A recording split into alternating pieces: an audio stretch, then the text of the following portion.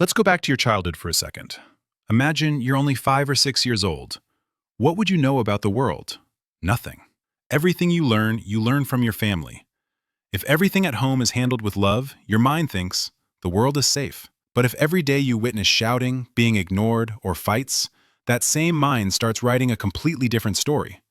And the most surprising thing is that at the time, you have no idea you're not just living your childhood, you're also writing your future love life.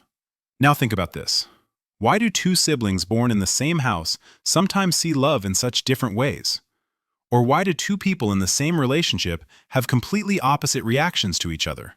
Is it just a difference in personality? Or is the story much deeper than that? In childhood, our brain doesn't remember every experience, but it always records every feeling. When you cry and someone understands you, the brain learns that in times of pain, you can trust someone. But if your feelings are repeatedly ignored, the brain saves another rule. It's better to keep your feelings to yourself. These rules aren't written in any book, but little by little, they become part of your thinking.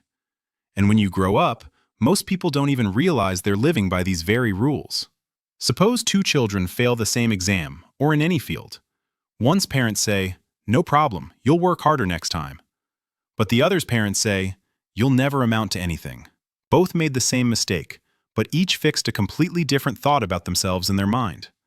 One learned that a mistake is temporary, while the other accepted that he himself is the problem.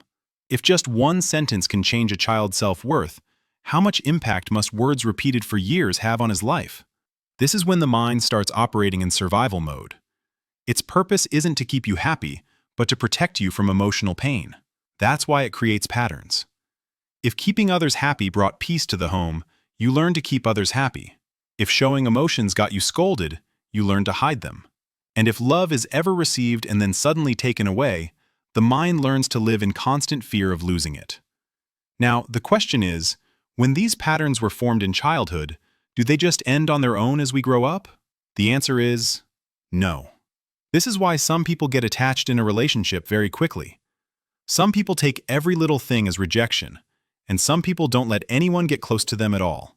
From the outside, it may look like it's their nature, but inside, these are old emotional rules that are still driving their decisions today. Maybe you've also asked yourself, why do I react this way every time? The answer might not lie in the present, but rather in your childhood. But here's some good news. Childhood writes the beginning of your story, not the ending. The patterns you learned can be understood and changed. But first, you need to understand how your love style was formed.